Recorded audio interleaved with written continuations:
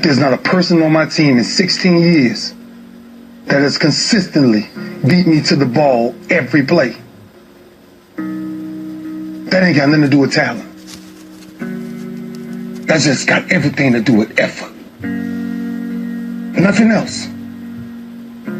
15 straight years. 12 Pro Bowls later, if you want numbers. I done saw all of it. And the only thing that's kept me around is my effort. So when you put on this, all I ever knew, because I wasn't a number one recruit, I wasn't a number one linebacker, I wasn't even in the media guy. All I ever knew was effort will get me seen on tape. Effort will get me noticed to get to the league. Effort would one day take care of my mom and my kids. Effort. Which is between you and you. Nobody else can give you effort. Effort is within inside, man. And I'm still grinding because the next kid is talking about he getting too old. Keep watching me if I am. Nobody ain't got to convince me of what I do. I do what I do because I do what I do because I'm built from something. And man didn't create it.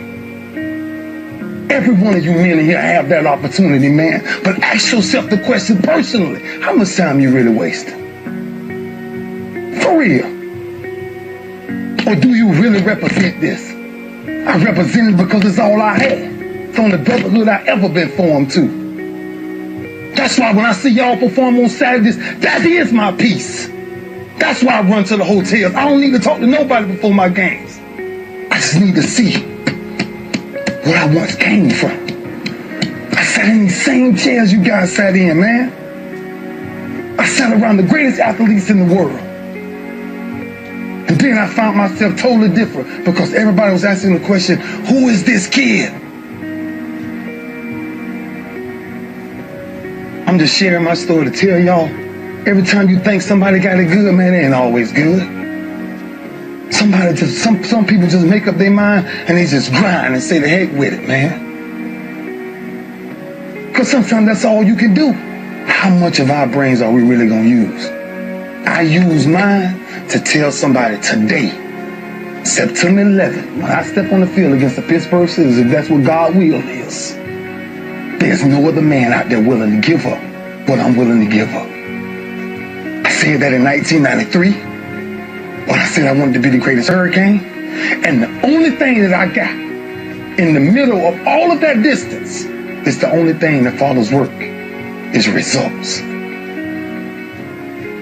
There's no other blueprint. I ain't got no other secrets to tell y'all today. I ain't come here for nothing else but to tell you, if you want to do something, work at it. You want a better relationship with God, work at it. You want to understand why pulling your pants up is important, why yes ma'am and no ma'am is important, why being in the meeting with complete silence when somebody walks in, because it's presence and essence that determines respect. That's all we talking about. The power of respect is never to disrespect. That's why I was the first one sitting down in the meeting. I ain't got nothing to say. Y'all do y'all good. I gotta listen. Something out there I need to grab from it. Sitting on the same football field as you in 1993. And I made a quote. And that some people call controversy, I call it confidence. I said that I might be the greatest player to ever walk up out of the University of Miami. I did not say that because I thought I was better than everybody else. I said that simply because I was willing to put in the work to now be back here 18 years later and tell you the only brotherhood I still have. You got to say yes to your life. You've got to say yes. Yes to my dreams. Yes to me. Yes, I can make it. Yes, I can. Doesn't matter how many failures I've made. Doesn't matter how many mistakes I've endured. Doesn't matter about my defeats. Doesn't matter about what I've done. sits on my chest in a shirt form. But the eye of that real hurricane is found in my heart. Is this where it all came from? The same path y'all walk.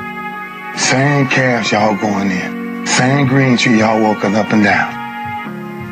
I had one pair of jeans in college for at least 2 years.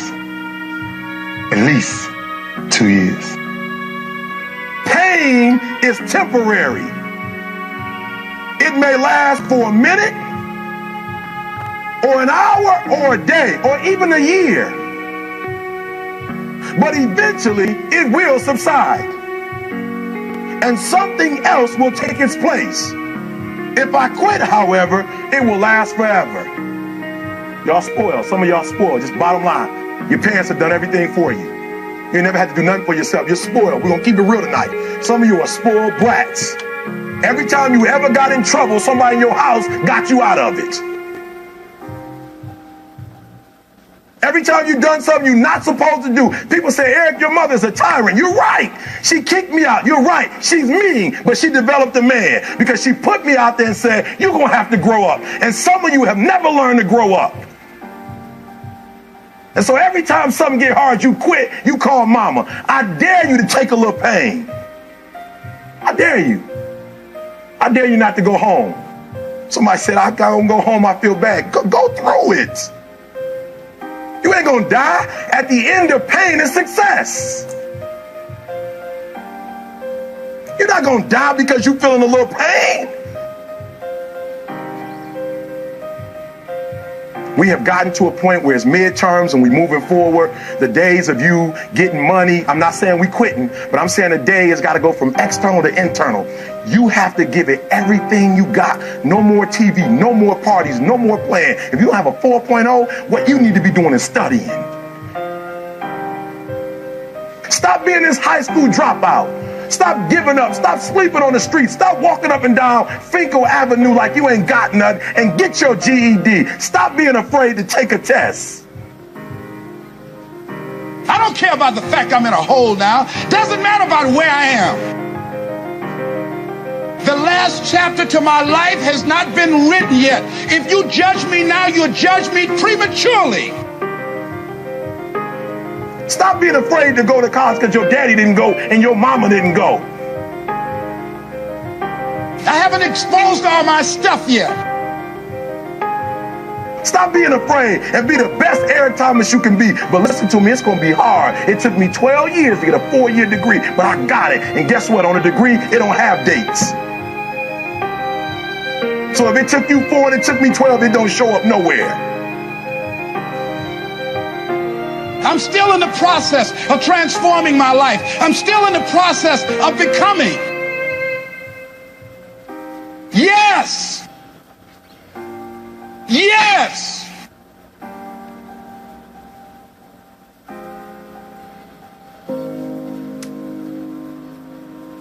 Question is, what are you going to do with your time? What drives you? Because I feel home. And when you're home, ain't much to say. Our work spoke for itself. That's where our swagger came from. Our swagger came from, we worked as a unit. When I came to the University of Miami, there was one mind, one set, one heartbeat. It was impossible to get to us. Because if you saw us somewhere, you saw 15 or 20 of us. Gotta stop leaving each other. Gotta stop hanging out without each other. The streets ain't chasing the same things you chasing. There's many temptations out there. Just stay focused, man. As a team, though. As a team. That's all I knew when I was here. That's what kind of kept me focused. That I finally ran into a team. And you guys have that same thing. Because this you will never die. It'll never die. So it's up to you to carry that. It's up to you to carry that. And every Sunday, every Saturday, everything is talked about. About the product, Mr. Inky Johnson. Put your hands together, guys. every day I'm chasing something different. Every day the way I operate is totally different, and it's not about the product for me as much as it is about the process. And what I mean about the process saved my life. You see, my mother had me when she was 15 years old, right? Over on the east side of Atlanta, we came up in this neighborhood by the name of Kirkwood, drug dealer on every corner, gang members in the neighborhood, 2-bedroom home, 14 people, used to sleep on the floor. Got the opportunity to sleep in the bed one time out of the week. It was 6 of us in the bed, 3 at the foot, 3 at the head. And I came up with this dream pretty quick. I said, man, I want to go to the NFL because I had 8 uncles in that house, all 8 of which are still going in and out of prison. And so pretty quick, I said, man, I want to go to the NFL. So I went to my big cousin Tamar one night. I said, man, listen, I want to go to the NFL. So we got to work for this thing. So the thing we're going to do every night, we're going to be patient. We're going to engage in consistent action. Every night, we're going to race light pole to light pole with no shoes. So every night we would get out in the street, race light pole to light pole. One night a coach came down the street. He signed me and my cousins up for organized sports, right? First time being in organized sports. We get in organized sports. The thing was, after practice, everybody would leave to go home. And I always had to sit on the bench and wait on my mother because she worked that winter. And so when my mother would show up in the park, it would be about 10 o'clock, 10:30 at night. So I'm sitting there, and when my mother would pull up, she drove an old Buick Regal, hubcaps off the car, seats torn up, the car was all beat up. And she would pull up in the park 10:30 at night. I would jump off the bench. I would sprint over to my mother. I would say, Mom, if you don't mind, can you please sit back in your car and turn on your car lights? I have to do some extra drills. I have to go to the NFL so you would never have to work another day in your life. And I knew my mother was tired. And every night, my mother would sit back in that car, and those car lights would hit that field. And he had a 7-year-old kid doing backpedaling drills, running sprints, running laps, chasing his dream to go to the NFL. But just beyond those car lights, I could always connect with my mother's eyes. So it made me dig a little bit deeper. It made me push myself a little bit further. It made me work a little bit harder. It created a certain level of sweat equity in what I was doing. It created a certain level of pride in what I was doing. You know why people quit? People don't have pride in what they do. You know why people stop? They're selfish, and it's just about them. But when you have a bigger purpose to why you're doing what you're doing, and you want to honor the sacrifices that others have made for you, it's nothing for you to keep going when you hit adversity. If every decision and choice you make is just about you, at a certain point you're going to hit something that's a lot tougher than you, and it's going to make you quit because you don't have a driving force for why you do what you do. But when I got up to the University of Tennessee, it was simple. It was simple for me to give everything I had. My freshman year, I played special teams. My sophomore season, I broke the starting lineup, had a really strong sophomore season. The summer heading into my junior year, I still remember the day where I was sitting in our film room, and I was watching film on the California Bears. My defensive backs coach, Larry Slade, came in the room. He said, Inky, I got some good news for you. I dropped the click. I said, what is it? He said, man, you're a projected top 30 draft pick, son. He said, all you have to do is play the next 10 football games. You're an automatic multimillionaire. I went out of the room. I called my mother and my grandmother on the three-way. I said, after this season, there will be no more struggle. I said, we would never miss another meal. I said, we would never experience another Christmas where we had to stand on the side of the curb and just be grateful. And I hung it up. First football game, I went out, played great, got an interception, shut Cal down. Second game, we playing against Air Force, got late in the game, fourth quarter, guy dropped back, he threw the ball to a receiver coming down my sideline. Me and the guy, we went head on. As soon as I hit the guy, I felt as if every breath in my body left. Body went completely limp, fell to the ground, I blacked out. Never happened to me. When my eyes opened, I'll never forget, my teammates ran over, they said, Ink, get up, let's go. I said, I can't. I said, I can't move. He said, what do you mean you can't move? You're out lockdown corner, man, we need you, let's go. I said, I know, man, but this time I can't move. I flipped my head up to the sky and said, God, I said, surely nothing has happened in this moment that can alter my life. They got me over to the hospital, they took me back, they ran CAT scans, they brought me back into my room, and all in a 15-second time frame, the doctor came running in from the opposite side. He said, hey, get in there, we gotta rush this guy back to emergency surgery, he's about to die. I said, what?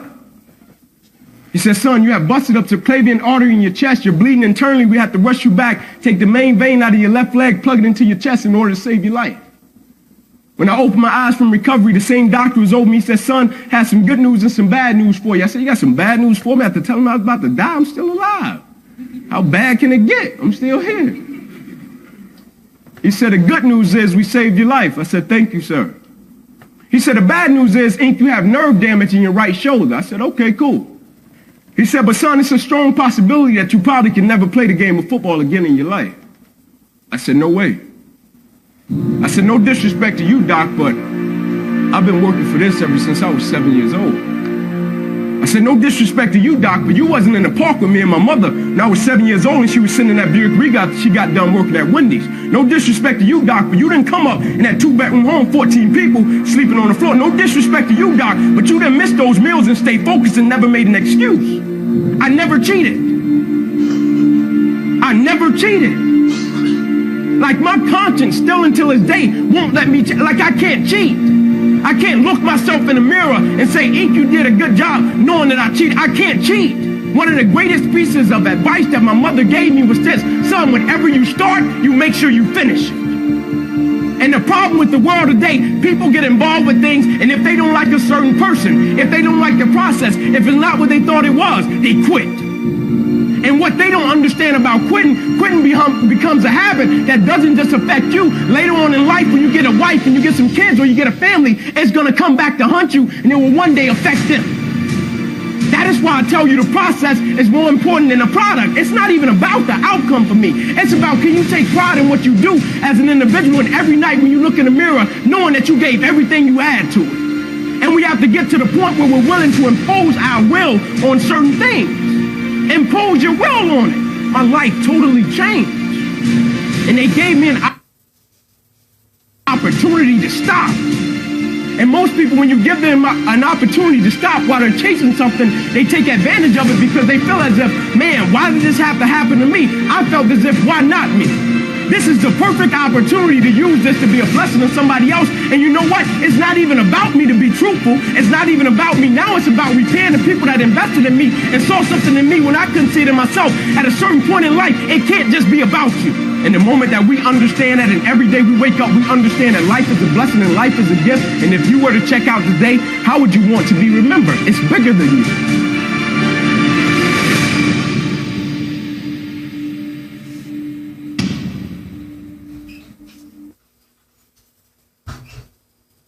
Want it as bad as you want to breathe. If you really, really want it like you say you want it, you can have it.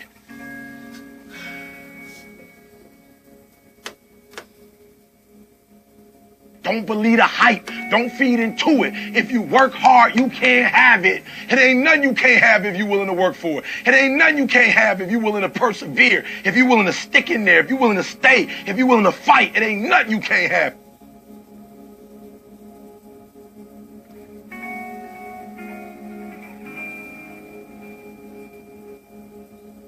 Listen to me, if you work for it, if you're willing to put in that sweat, that blood, and those tears, baby, I'm telling you, you can have what you want, be what you want, do what you want. Are you hearing me? It's yours. I'm telling you, it's yours. It's yours. You can have it. It's yours. You can do it. It's yours. You can be it. It's yours.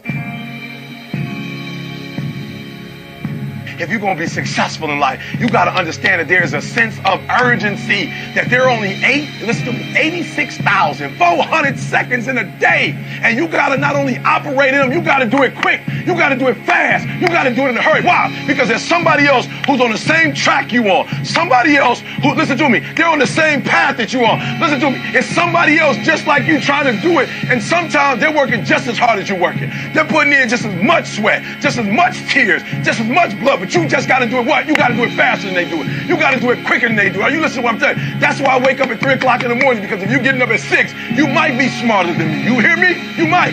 You might have more privilege than me. You might. You might have more resources than me. You might. But I'm going to get up earlier than you, and I'm going to do it quicker than you do it. I'm going to do it faster than you do it. So by the time you get up with all your resources, by the time you get up with all your privilege, by the time you get up with all your stuff, I've already finished the race. Are you hearing me? Every play is the drill. Every play is the 2-minute drill. Are you hearing what I'm telling you? Pick up the pace. You walking too slow. Pick up the pace. You moving too slow. Pick up the pace. If you want to finish, sometimes you can't just finish. You got to finish fast.